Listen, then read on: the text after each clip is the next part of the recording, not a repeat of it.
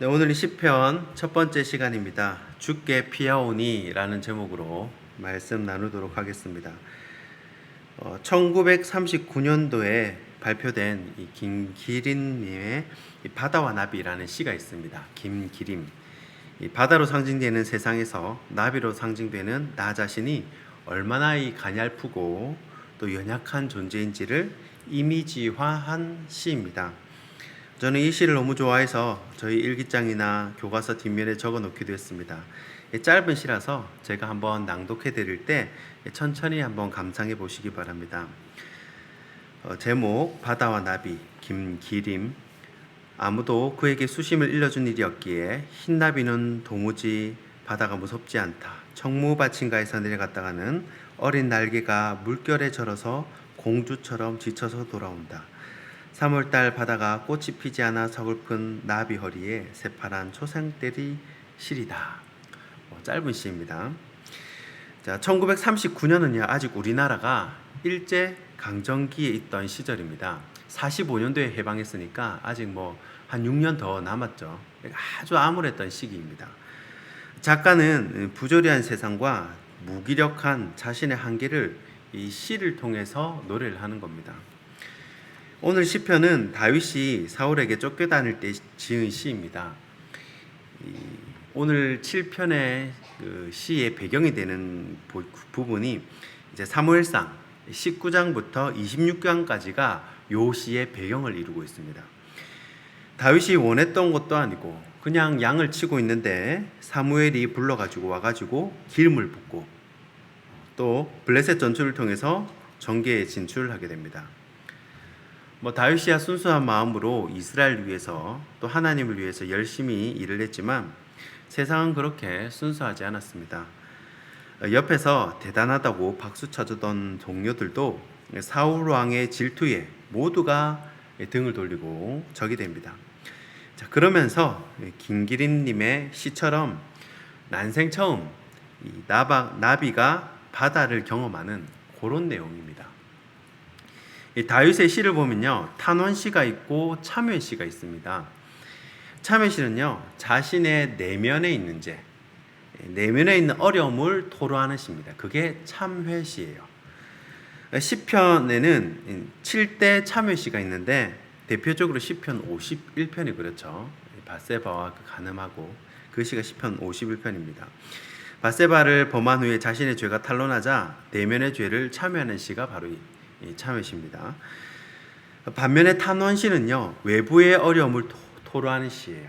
내면이 아니고 외부의 어려움을 토로하는 시가 탄원시입니다. 사회 초년생이 처음 직장에 발을 내딛는 마음처럼 다윗 역시 처음 세상과 맞닥뜨리면서 경험하는 그런 한계 또 어려움, 억울한 감정을 탄원하듯이 이렇게 시로 표현한 것입니다. 자, 그러면 다윗은 어떤 탄원을 주님께 올려드릴까 하나씩 살펴보겠습니다. 이 다윗의 탄원 첫 번째는요 도움의 한계입니다. 1절과 2절 말씀입니다. 여호와 내 하나님이여 내가 주께 피하오니 나를 쫓아오는 모든 자들에게서 나를 구원해내소서. 건져낼 자가 없으면 그들이 사자같이 나를 찢고 뜯을까 하나이다. 아멘. 자, 다윗이 처음 정계에 진출했을 때는 굉장히 신나고 기쁘고 세상을 품는 기계를 가지고 있었을 것입니다. 그러나 사울 왕의 눈밖에 나면서 주위의 모든 사람들이 서서히 다윗을 멀리하고 급기야 목숨을 부지하기 위해서 도망자 신세가 됩니다. 이 사회 초년생인 다윗이 깨달은 것은 아마 사람들에게서 오는 도움에는 한계가 있다라는 것일 겁니다. 본문 1절에 모든 자들에게서 자신을 구원해 달라 그렇게 얘기를 하죠. 이 말은 사람에게는 피할 곳이 없다라는 말입니다. 그리고 사람들이 덤빌 때도 사자처럼 뜯어버릴 생각을 가지고 덤비는 거죠. 굉장히 무서운 겁니다. 그래서 다윗은 철저하게 하나님을 의지하고 하나님께 호소하듯이 도움을 구하는 것입니다. 이것이 당장에는 응답이 이루어지지 않는 것 같고 또 더디 응답되는 것 같지만 하나님은 반드시 결국에는 이 다윗의 기도를 들으시고 이 정확한 때에 응답을 해주십니다. 다만 이를 통해 다윗의 영적인 근육이 자라고 또 사람에 대한 이해가 점점 깊어지는 내공이 쌓이게 됐다고 생각을 합니다. 자, 분명한 깨달음은 사람의 도움에는 한계가 있다라는 것이죠. 자, 다윗의 탄원 두 번째는요, 의인의 누명입니다. 오늘 4절과 5절 말씀입니다. 화친한 자를 악으로 갚았거나 내 대적에게서 까닭없이 빼앗았거든 원수가 나의 영혼을 쫓아잡아 내 생명을 땅에 짓밟게 하고 내 영광을 먼지 속에 살게 하소서. 아멘. 자, 다윗은 억울하다 말을 하는 겁니다. 다 알죠. 다윗 억울한 거 뭐 누구나 다 압니다. 그러나 세상은 힘의 논리로 움직입니다. 유능하고 비싼 변호사를 구하면요, 형량도 감형이 되고 유죄도 무죄 판결이 나오기도 합니다. 이 무전유죄, 유전무죄라는 말이 그래서 생겨난 듯합니다. 이 다윗이 사람들에게 쫓겨다니고 자신을 죽이려고 하니까 너무너무 북받치는 이 마음에 하나님께 이렇게 기도를 합니다. 하나님, 내가 무슨 잘못을 저질렀습니까? 내가 잘못했으면 잡혀서 땅에 묻혀도 좋습니다. 이렇게 기도를 하는 거예요. 자, 이 말은 다시 말하면 자기가 너무너무 억울하다는 거예요. 자, 여기 말씀은요, 사무엘상 24장 11절과 연관이 있습니다. 다윗이 자고 있는 사울 왕의 옷자락만 베고 동물을 빠져나오죠. 그러니까 자신은 화친한 자를 악으로 갚은 적도 없고 또 무엇을 빼앗은 적도 없다는 것입니다. 이 찬송가 79장의 가사가 참 은혜가 됩니다. 피난처 있으니 환난을 당한 자 이리오라. 땅들이 변하고 물결이 일어나 산 위에 넘치되 두렵지 않네. 자, 3절에 가면요, 이렇게 고백합니다. 만유주 여호와 우리를 도우시니 피난처요. 세상의 난리를 그치게 하시니 세상의 창검이 쓸데없나. 4절입니다. 높으신 여호와 우리를 구하니 할렐루야. 괴로움이 심하고 환난이 극하나 피난처 있으니 여호와요. 아멘. 이 성경의 인물들을 보면 하나같이 다 억울한 사람들입니다. 뭐 요셉도 억울하고요. 또 우물을 3번이나 뺏긴 이삭도 너무너무 억울하고, 또 삼촌 라반에게 품삯을 속은 야곱도 너무너무 억울합니다. 그러나 가장 억울하신 분은 바로 우리 주 예수 그리스도입니다. 그리고 성경은 하나님께 피하라라고 말씀을 합니다. 억울한 다윗은 광야에서도 하나님께 기도하면서 그 시절을 보냈고, 결국 하나님은 모든 억울함을 풀고도 남음이 있는 축복을 허락해 주셨습니다. 자, 다윗의 단원 세 번째는요, 하나님의 심판입니다. 오늘 8절과 9절입니다. 여호와께서 만민에게 심판을 행하시오니 여호와여 나의 의와 나의 성실함을 따라 나를 심판하소서. 악인의 악을 끊고 의인을 세우소서. 의로우신 하나님이 사람의 마음과 양심을 감찰하시나이다. 아멘. 자, 우리가 희망을 가질 것은 바로 심판이 있기 때문이고요. 또 우리가 두려워하는 것도 심판이 있기 때문에 두려워하는 것입니다. 하나님의 공의의 하나님이시죠. 공의의 하나님이시기 때문에 불의를 가만히 보고 계시질 못하는 겁니다. 이 성경을 보면 뱀을 이제 사단의 비유를 합니다. 그도 그럴 것이 이 뱀의 특징을 보면요, 뱀은요, 이 독이 있는 독사들 있잖아요. 한번 물면 그 독이 서서히 퍼져가지고 이 뱀한테 한 번만 물리면, 2번도 아닙니다, 한 번만 물리면 사람이든 가정이든 나라든 다 무너지게 됩니다.